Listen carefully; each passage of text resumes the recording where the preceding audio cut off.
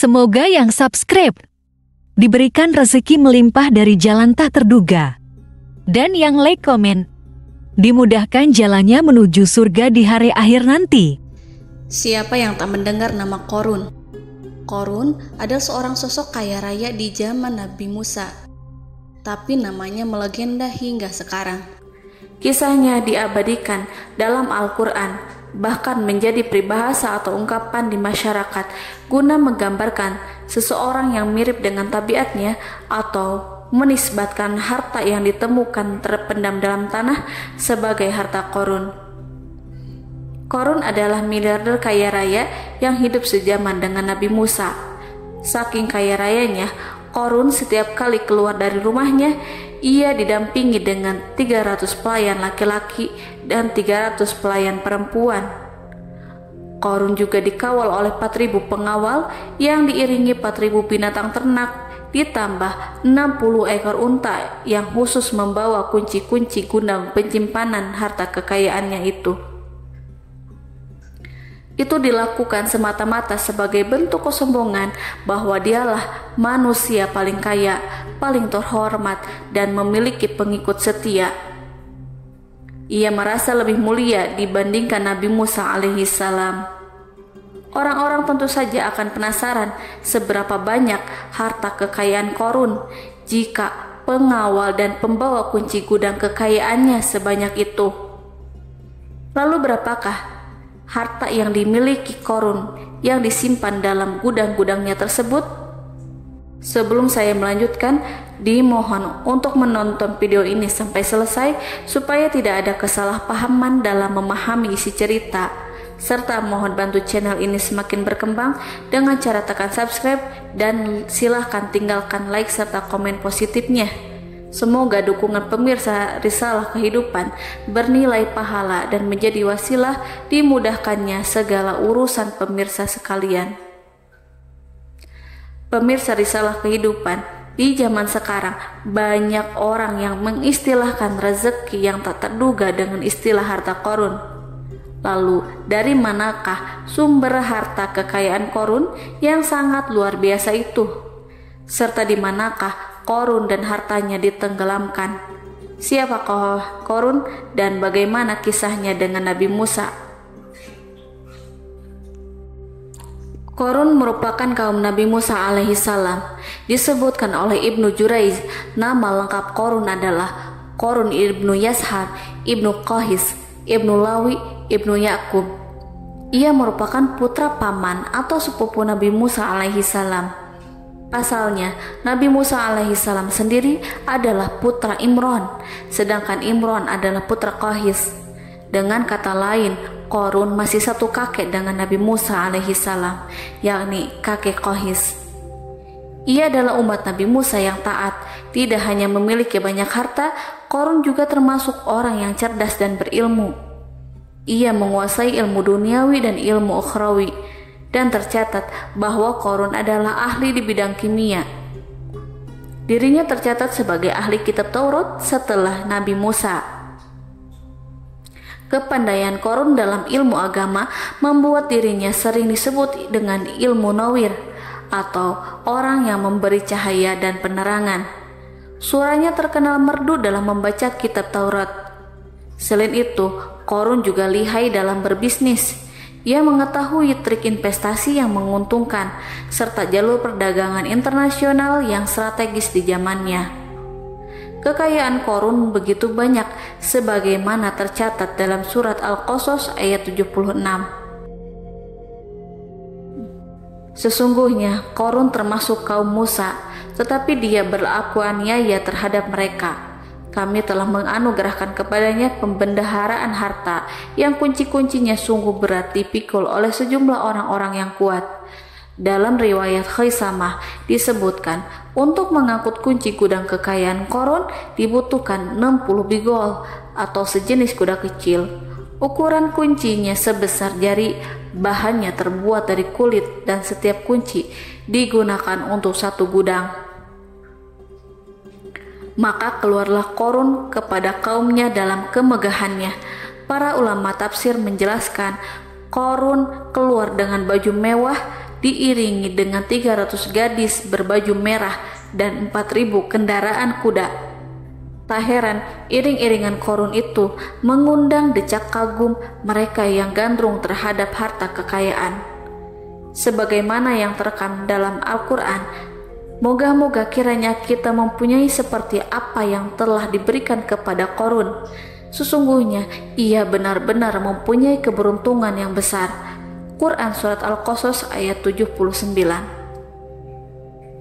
Namun tak sedikit kaumnya yang mengingatkan, dan ingatlah ketika kaumnya berkata, "Janganlah engkau terlalu bangga. Sesungguhnya Allah tidak menyukai orang-orang yang terlalu membanggakan diri," atau disebut farihin. Sebagian ulama menafsirkan istilah farihin di sana juga berarti takabur atau zolim, berbuat kerusakan, arogan, dan tidak mau bersyukur terhadap nikmat. Qarun dikisahkan memiliki ribuan gudang yang berisikan emas dan perak. Bila keluar rumah, Qarun selalu berpakaian mewah dan dikawal oleh 600 pelayan. Ia diiringi 4.000 ekor kuda dan 60 ekor unta yang membawa kunci-kunci gudang kekayaannya. Namun sayang seribu sayang, Qarun kemudian membangkang pada Nabi Musa dan menjadi pengikut setia Fir'aun. Mengenai dari mana asal-usul kekayaan Qarun, ada beberapa riwayat yang memberitakan tentang asal-usul kekayaan Qarun tersebut. Sumber pertama menyebutkan bahwa jauh sebelum memiliki kekayaan, Qarun hanyalah seorang lelaki miskin yang tidak mampu menafkahi keluarganya sendiri.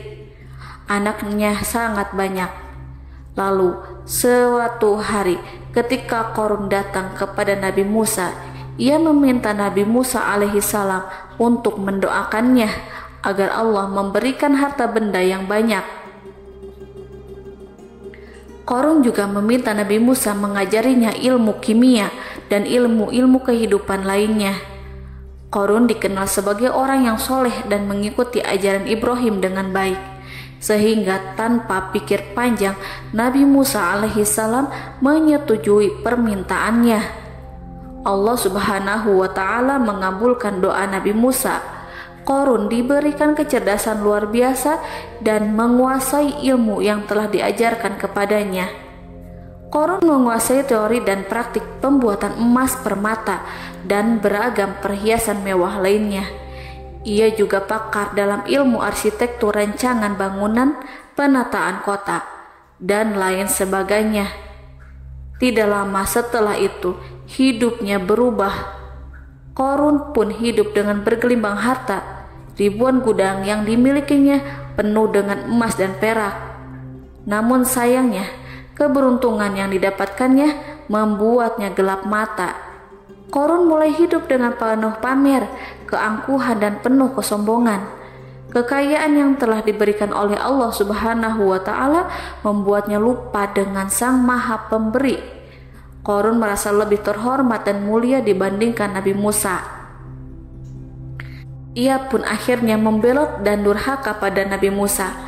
Ia mengingkari janji-janjinya dahulu dan beralih menjadi pengikut Fir'aun yang setia. Loyalitas Qarun terhadap Fir'aun membuatnya diangkat menjadi kepala mandor yang membawahi ribuan pekerja.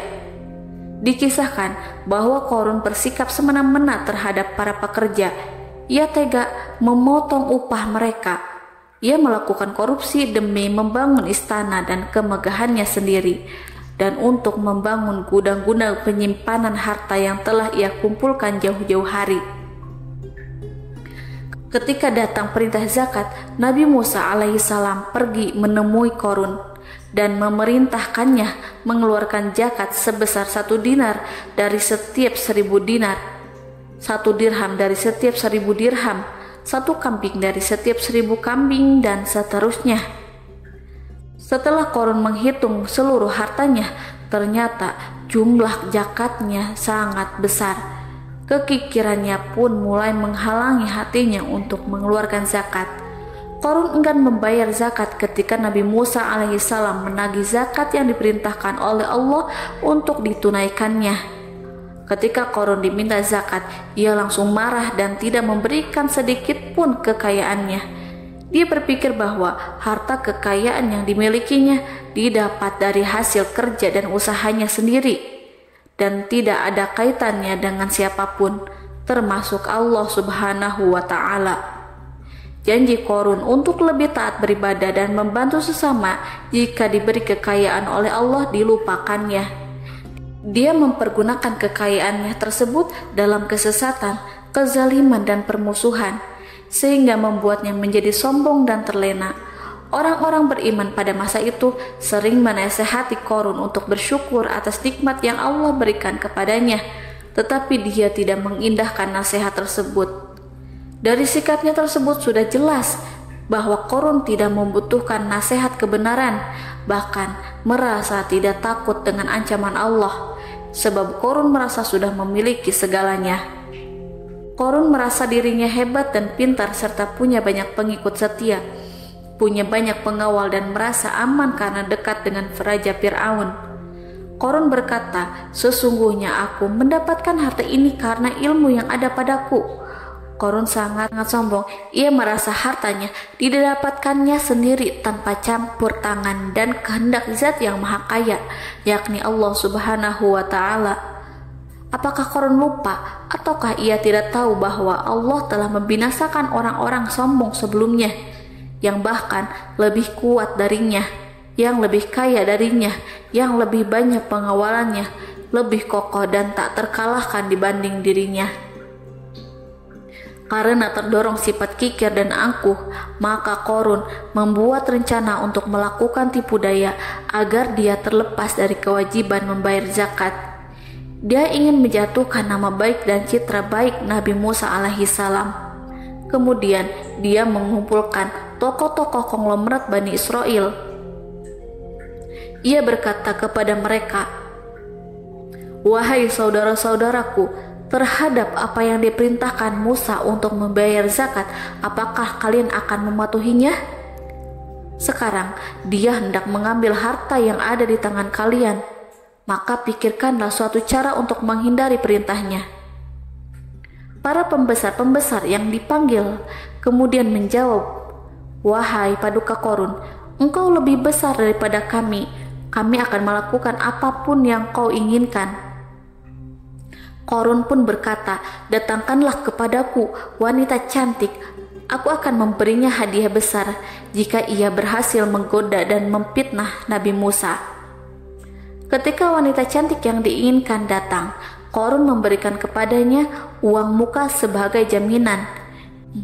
Ia akan membayarkan seluruh yang dijanjikan ketika berhasil menjalankan misinya. Bukan hanya itu, Qorun pun berjanji akan menjadikan wanita ini sebagai istrinya. Dan keesokan harinya, Qorun mengumpulkan Bani Israel. Setelah itu, Qorun menghadap kepada Nabi Musa seraya berkata, "Orang-orang menanti kedatangan Anda, sampaikanlah saran dan nasihat kepada mereka." Nabi Musa kemudian keluar dari rumahnya. Ia mulai menyampaikan nasihat pada umatnya. Di antara nasihatnya, beliau berkata, "Barang siapa yang mencuri, aku akan memotong tangannya. Barang siapa yang memfitnah, aku akan mencambuknya sebanyak 70 kali. Barang siapa yang tidak mempunyai istri dan dia berbuat zina, maka aku akan mencambuknya sebanyak 70 kali. Adapun barang siapa yang memiliki istri dan dia berbuat zina, aku akan rajam dia sampai mati." Qorun kemudian berkata, "Apakah ini juga berlaku untuk Anda jika Anda sendiri yang berbuat zina? Apakah Anda akan menerima hukumannya?" Kemudian Nabi Musa menjawab, "Ya, meskipun saya sendiri yang melakukannya." Maka kemudian Qorun memanggil wanita yang telah dibayarnya. Wanita itu berdiri di depan Nabi Musa dan Bani Israel yang telah berkumpul. Dia mengaku sedang hamil karena telah berhubungan badan dengan Nabi Musa. Maka marahlah Nabi Musa atas fitnah kejam yang diarahkan kepadanya. Kemudian Nabi Musa melakukan sholat 2 rakaat, lalu mendatangi wanita itu dan menyumpahnya agar mengatakan siapa yang menyuruhnya. Wanita itu menjadi ketakutan. Ia gemetar di depan Nabi Musa dan dia mengaku bahwa yang menyuruhnya adalah Qorun. Lalu wanita itu bertaubat dan meminta maaf kepada Nabi Musa. Seketika Nabi Musa bersujud seraya berdoa kepada Allah untuk menimpakan azab kepada Qarun. Allah memberi wahyu kepada Nabi Musa bahwa bumi telah dijadikan tunduk kepada perintah Nabi Musa. Kemudian Nabi Musa berkata kepada bumi, "Wahai bumi, telanlah Qarun beserta kekayaannya, habiskanlah semua." Kala itu Allah menurunkan wahyu kepada Nabi Musa alaihissalam untuk memerintah bumi apapun yang diinginkannya. Begitu Nabi Musa alaihissalam datang dengan wajah sangat marah, barulah Qarun merajuk, "Wahai Musa, sayangilah aku." Sementara Nabi Musa alaihissalam tak bergeming. Beliau lantas berkata pada bumi, "Wahai bumi, ambillah mereka." Seketika rumah Qarun mulai bergetar. Qarun dan antek-anteknya mulai dibenamkan hingga bagian lututnya. Rumahnya ikut turun sedalam lutut. Qarun kembali merajuk, "Sayangilah aku Musa." Rumahnya kembali berguncang. Kini Qarun dan kawan-kawannya kembali terbenam hingga bagian pusar. Demikian pula rumahnya. Qarun terus merajuk, "Wahai Musa, sayangilah aku." Sementara Nabi Musa alaihissalam kembali meminta bumi, "Wahai bumi, ambillah mereka." Rumah Qarun berguncang lagi, sementara Qarun dan kawan-kawannya terus terbenam hingga bagian tenggorokannya. Demikian pula rumahnya. Qarun lagi-lagi menjerit, "Wahai Musa, sayangilah aku." Namun Nabi Musa alaihissalam tak bergeming. Beliau terus meminta bumi menelannya, hingga akhirnya Qarun dan kawan-kawannya hilang seluruhnya ditelan bumi. Tak lama setelah itu, Allah pun berkata, "Wahai Musa, apa yang membuatmu bersikap demikian? Padahal demi kemuliaanku, andai dia Qarun berdoa kepadaku, niscaya aku akan rahmati. Maka kami benamkan dia beserta rumahnya ke dalam bumi, maka tidak ada baginya satu golongan pun yang akan menolongnya selain Allah, dan dia tidak termasuk orang-orang yang dapat membela diri." Quran Surat Al-Qasas ayat 81. Lalu di manakah lokasi ditenggelamkannya Qarun beserta harta bendanya? Konon berdasarkan kepercayaan beberapa masyarakat setempat, Qarun ditenggelamkan di sekitar sungai atau danau Moris yang terletak di kota Fayum, negara Mesir. Qarun konon mendirikan istana, dan di tempat itu pula ia ditenggelamkan. Dahulu Qarun berkeinginan membangun sebuah istana, namun tidak diizinkan oleh Fir'aun jika istana itu dibangun di samping istana Fir'aun. Terlebih Qarun juga tidak ingin membangun istana di tengah pemukiman Bani Israel yang terletak di tanah Jasan. Fir'aun pun memberikan tanah di wilayah Fayum. Kemudian di tepi sungai Fayum inilah Qarun membangun istananya yang megah, dan di dalamnya membangun Al-Kunuz atau gudang penyimpanan harta berisi emas dan perak. Salah satu bukti arkeologis yang dapat dijumpai di lokasi tersebut adalah runtuhan bangunan yang diduga sebagai tempat tinggal Qarun yang berjarak sekitar 2 km dari Danau Qarun. Menurut beberapa sumber, bangunan yang masih berdiri kokoh tersebut adalah benteng yang dibangun oleh Qarun. Namun, ada juga yang mengatakan bahwa bangunan tersebut adalah tempat tinggalnya. Wallahu a'lam bishawab.